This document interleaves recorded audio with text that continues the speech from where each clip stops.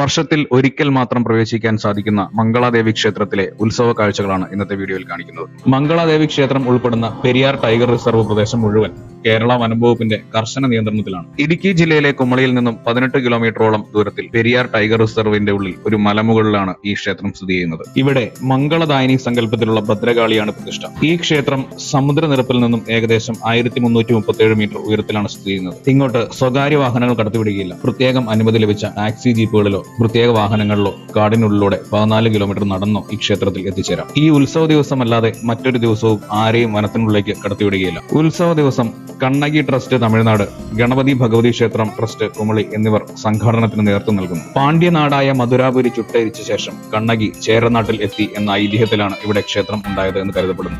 പുരാതന ചേര ശൈലിയിൽ ശിലാപാളികൾ അടുക്കി വെച്ച നിർമ്മാണ രീതിയാണ് ഇവിടെ കാണാൻ സാധിക്കുന്നത്. അതിനുശേഷം കണ്ണകി ഇവിടെ നിന്നും കൊടുങ്ങല്ലൂരിലേക്ക് പോയതായും പറയപ്പെടുന്നു.